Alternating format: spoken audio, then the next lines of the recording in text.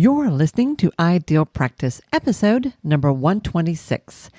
Now that we are fully into the fourth quarter of the year, and all those cool ideas and big intentions you had back at the start of this year are coming home to roost, for better or for worse, it might be time to do a little house cleaning around the private practice, you think? Have you gotten buried under the endless daily to-dos? Would it help to get just a little better organized before the big end-of-the-year rush begins?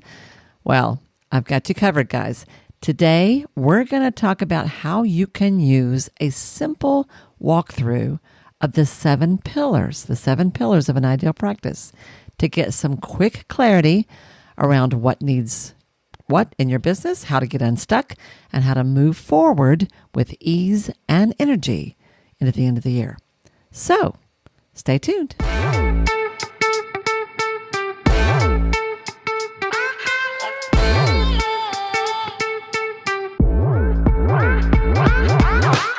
Hi, I'm Wendy Pitts-Reeves, and with over 2 decades of experience in the private practice world, I've built my 6-figure business while learning a lot of lessons the hard way. This is the first podcast that shows you how to apply the principles of energy, alignment, and strategy to build a practice that is profit-centered, but people-forward.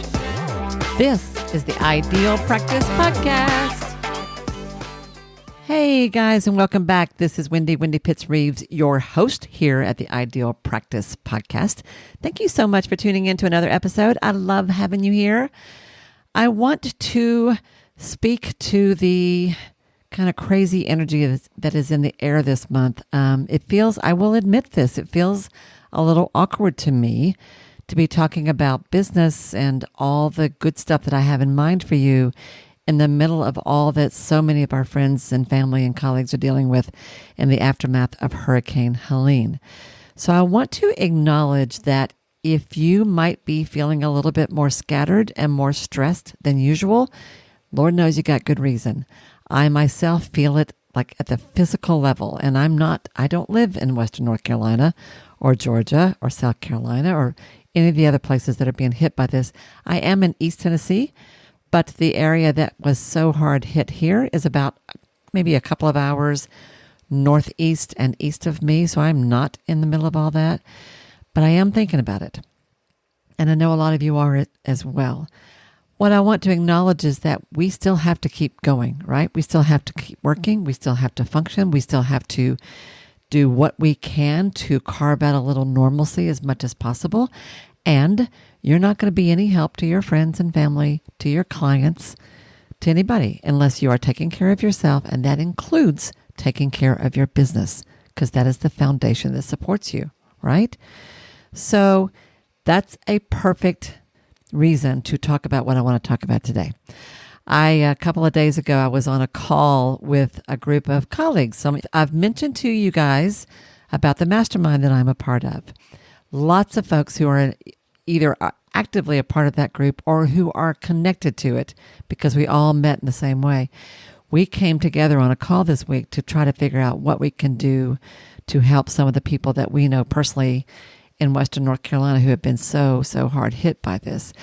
And although some of it was just, sharing our own emotions about it and processing some of that, a lot of it was very active planning, which felt really good to do. But in the middle of it, one of my friends was talking about how she had found herself putting together a go pack for her house. She doesn't live anywhere near the storm damage, but she, as a lot of us, she found herself thinking, if I only had an hour's warning and I had to get out of the house or less, what would I do? And it made her start thinking about what she would take. And she said that one of the first things she packed was a puzzle book and some really good pens. And we were all kind of laughing about that. She said, oh, sister, honey, you want me over in the corner with a headlamp, a good pen, and a puzzle book, or I'm going to be all up in your rear end. You don't want that. It was really funny. I think her husband got a kick out of that. The back part of that, what she really kind of meant was that she needed some sense of order in the midst of chaos. And you know what? So do the rest of us. So whether you are dealing with a true crisis, as so many are right now in the aftermath of the storms, or you are just dealing with the absolutely endless day-to-day challenges of living life and running a business. We all have those. Every so often, you've got to stop and do a little cleanup. The truth is, we can all get caught up in the day-to-day details of practice management. And guys, I don't know about you, but I can get down in the weeds so far that I don't see anything but the next hour I've got to get to, the next client to help, the next phone call to return, the next email to answer. For some of you, it's the next claim to file. Over time, if you're not careful, that initial excitement that you had about being your own boss begins to lose its shine. You might forget why you're even in this position to begin with, and slowly but surely, all you're doing is getting through the day. That's without a crisis, right? Well, what I have noticed is that we tend to tolerate minor irritations that just make things harder than they have to be. And even if that's not happening, we tend to serve our clients in a way that is sort of mediocre. It's okay. We're sort of hitting the bar, but it's nowhere near as good as it could be. And we tend to put off the creative things, the juicy stuff that we want to try, the new ideas that jazz things up or that make it more fun to do what we do. And for that matter, have a bigger impact for our clients and just make it more fun for us, more profitable, right? Over time, if we're not careful, business gets a little stale, or at worst, we put ourselves at risk of burnout. So let's do something about that. I'm going to walk you through a really great kind of way to sort of think through all of it today. But before I dive into that, I do want to just sort of remind you that I've got a cool tool out there. It's a little scorecard, a little sort of a check-in, a personal way to assess your practice. It's called the IP360, Ideal Practice 360. It is a sort of a self-assessment process that you can work through that will give you a very quick, high-level overview of where you are, how you're functioning in all of the different key areas of your practice. If you're interested in that, you can get that over on my website. Just go to wendypittsreeves.com/360. The number's 360. wendypittsreeves.com/360.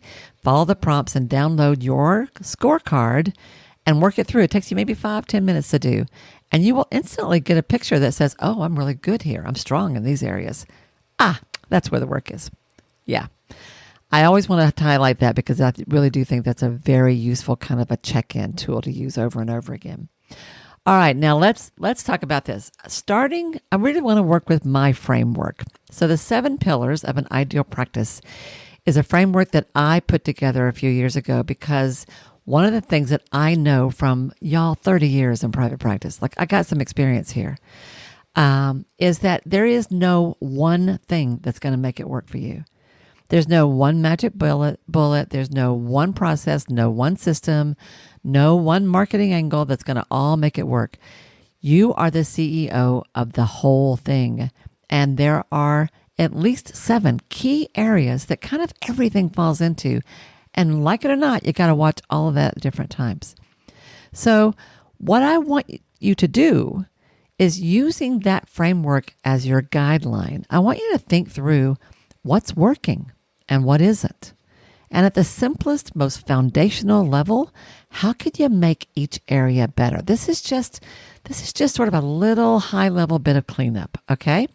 So what I'm going to do today is I'm going to walk through each one of those 7 pillars, and I'm just going to throw out a couple of things to think about. As you listen to this, if you find yourself kind of going, oh, wait a minute, what was that? What did you just say? That clicks. Like click rewind for a second and hear it again. Make a note. Some of this you're going to go, yeah, whatever. Yeah, no, I'm good there. But something here is going to stir something for you. Something here is going to like tickle something in your brain and make you think, yeah, there's something there. Pay attention to that. Pay attention to your internal reactions, okay? Because that always, always, always, always will provide guidance for you. All right, so I'm going to do this quickly because there's 7. All right. Pillar number 1 is purpose. Your purpose for being, your purpose for starting a business, your purpose for doing the work that you do, and not just doing it through somebody else, but doing it in your way, your time, your space. So here's the first thing I want to ask you.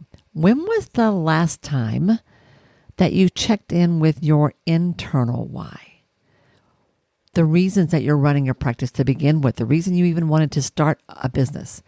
Are you still in alignment with that original vision? Does it still stand? Does it still speak to you?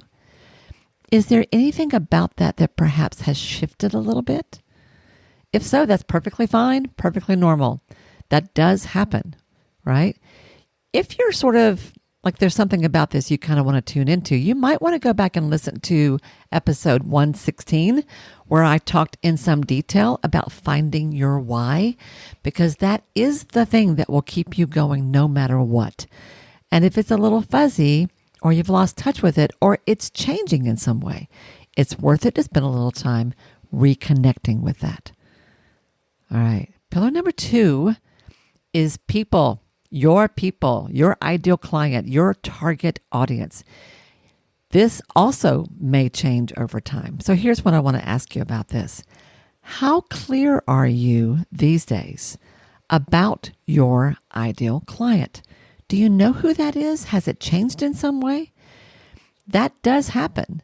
And if so, how can you begin to shift your marketing, your messaging, the copy on your website, the way you're talking in your social media to attract the people that you are moving towards now?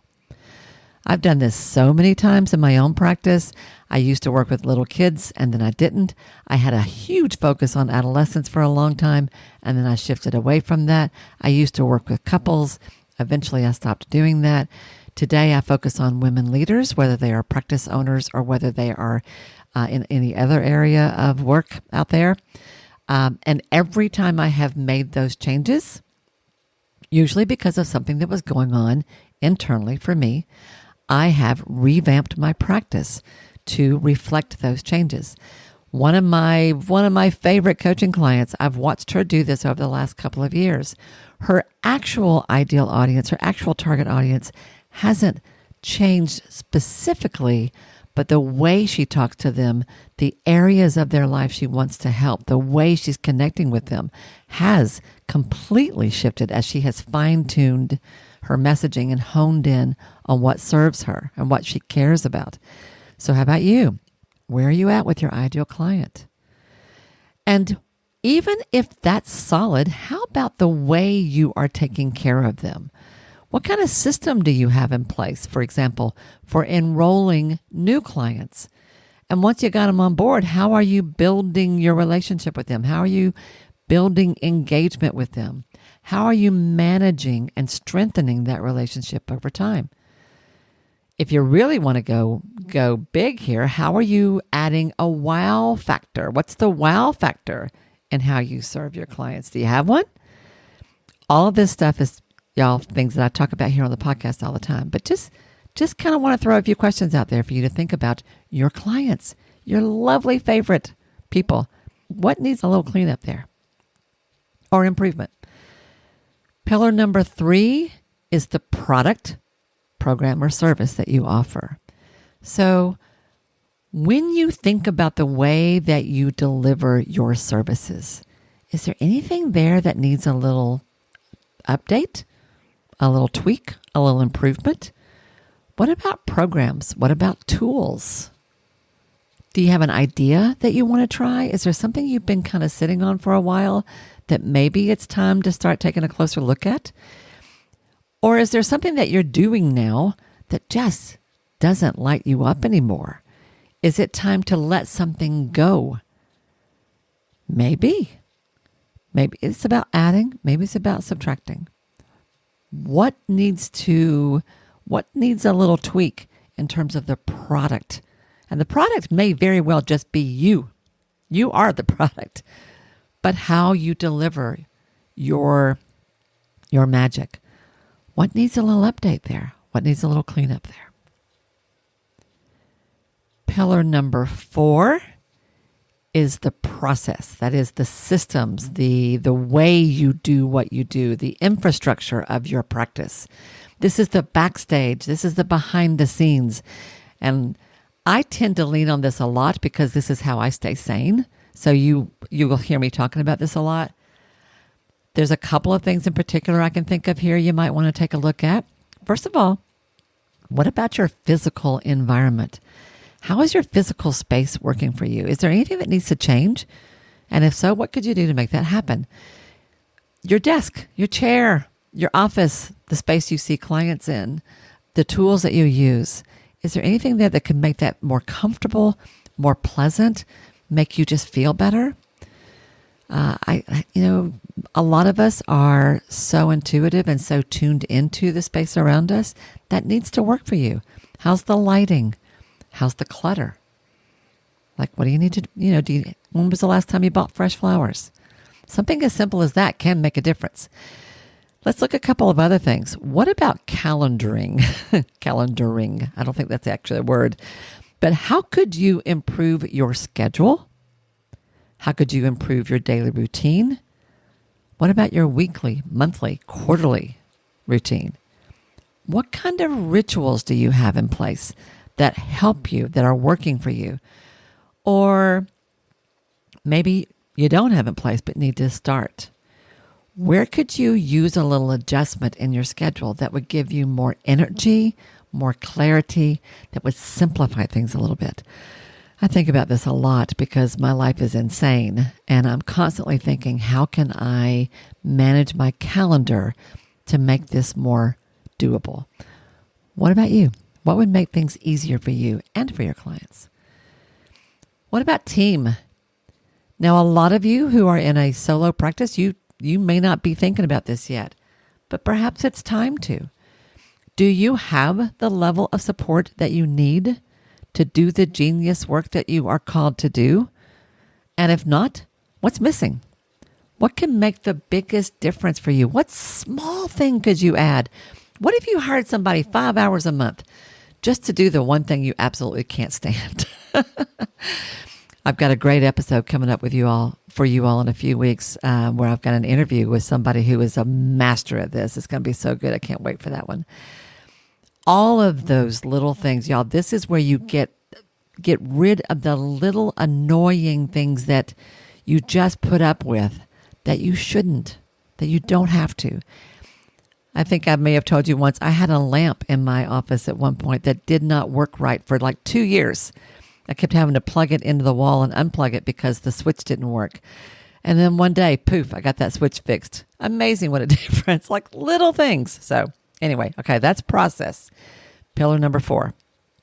Okay, so we've already talked about maybe checking in with your purpose, your big why that drives you. We've talked about checking in with the people that you serve. Are you still focused on the folks that you love? Is there a change you want to make there?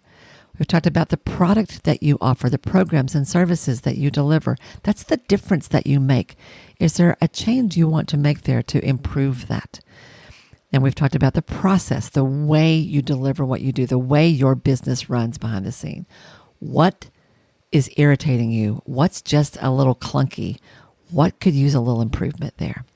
All right. Now let's move into pillar number 5.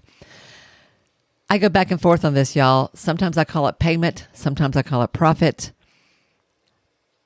I go back and forth because profit is really what it's all about. And if you're not making a profit, you don't really have a business. So I do always want that to be at the front of your mind, like it or not. But a lot of times what that means is paying attention to the literal payment system, how you're getting paid. So on the financial side of things, both in your business life and in your personal life, how are you doing at managing cash flow? Do you have a budget? Are you following it? Do you have the advisors, the support that you need there? How are your payment systems working? What about your pricing, packages, offers? How are you reporting and tracking your sales?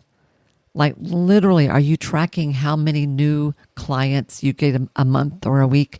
Are you tracking the number of phone calls that you get where people are asking about your services? Are you tracking the number of people who open your emails? Are you following any of that? Because all of that is about making a profit. Is there anything in the financial side of your work and your life that needs a little cleanup? What about the legal side of your work, which also impacts your payment and your profit. Are your forms up to date? Copyrights, trademarks?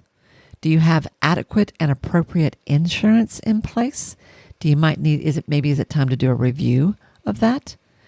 How about your legal entity like LLC or S Corp? Do you have that in place?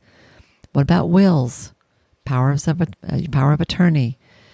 As I've been dealing with elder parents, I have really come to appreciate how important it is to have all of that in place. Maybe that's part of the cleanup you need to be doing.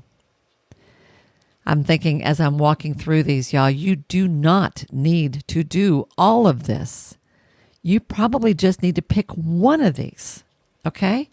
I'm just throwing out high-level questions to see what stirs you a little bit. And then as you think about moving in through this quarter, maybe you pick one of these to focus on. All right, pillar number 6 is promotion. That's marketing and outreach, how you tell people about what you do. So how are your online marketing efforts going? What about offline? How are you doing in terms of consistency? Are you connecting with your audience? Are you reaching out to your clients on a regular basis? What about your message? What about how you talk about what you do online? How effective is it? Does it need a little update? What kind of stats are you following, if any? What about social media engagements, launches, blogging, podcasting, anything along those lines?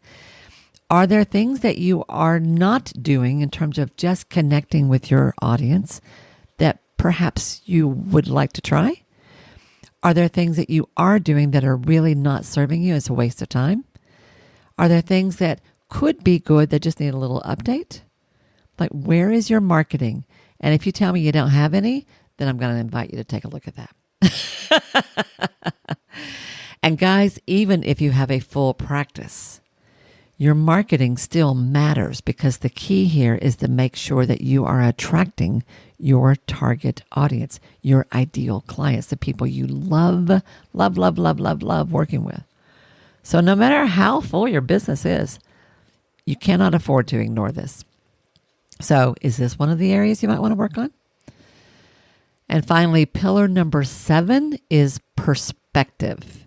And a lot goes into this. When I think about the perspective that you bring to your practice, I'm talking about everything from your personal growth and development to mindset, to how you think about the good times and the hard times, and to self-care. All of that.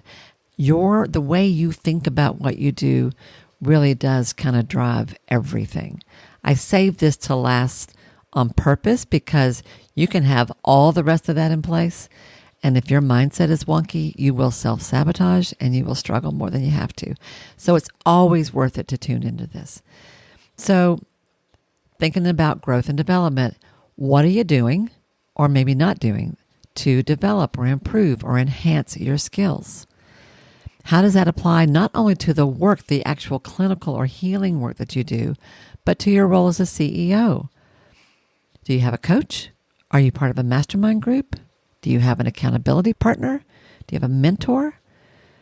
Are there courses you need to take, certifications you're interested in? Are there clinical skills you want to go learn more about? Business skills you want to learn more about? Where are you in terms of just your own growth and development? How's your mindset these days? How's your energy? What needs addressing? What could you do to raise your vibrations and focus more on feeling good? Now, this is especially challenging, I think, right now with all that we've got going on in the world.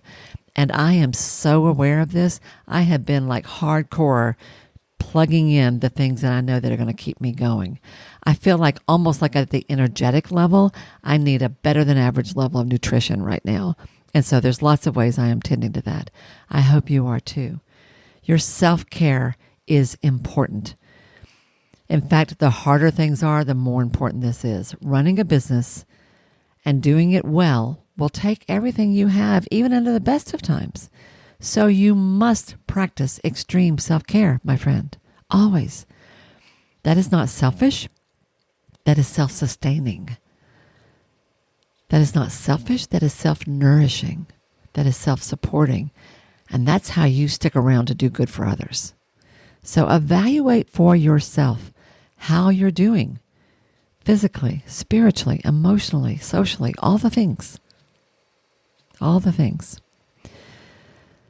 I spoke to someone the other day who has a thriving business. In fact, I mentioned to you, I've got a great interview coming up. The person I was talking to, I'm going to save her for later, but she has her practices right outside of Charlotte, North Carolina, which is really close to the zone where all this was going on. And she said that going through this process, making sure that she kind of has all the things in place, has made all the difference for her and has enabled her business to keep going in spite of the storm. You're going to meet her soon. Well, I don't want your practice to just be tolerable. I want it to be awesome. I want it to be ideal. And that will change over time, which is why coming through a process like this ever so often is worth doing. As with anything that is complex and ongoing, you got to do a little reset from time to time, my friends. So remember the scorecard that I mentioned earlier. It's IP360. Go to wendypittsreeves.com/360. That's one way you can just kind of do what I just suggested. The other way is to listen to this episode again and hear the questions I asked. Write down the ones that struck you. Don't get overwhelmed. Pick one, maybe two. That's it. Pick one area. That's it. That's plenty.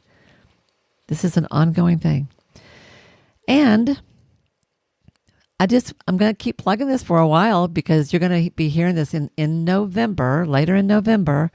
At some point, I'm going to open the doors to registration for a half-day workshop that I'm going to be doing in December, where we are going to be doing a deep dive review of the past year, kind of clear out some of the clutter and set really clear goals and intentions for next year in a way that is specific and actionable. And if you want to be a part of that, you might want to go get yourself on the waiting list. Even if you're not sure you want to be a part, but you might want to be, just add your name to the list so I can make sure you know about it when that happens. To get your name on that list, go to wendypittsreeves.com/on purpose. The workshop is called On Purpose 2025.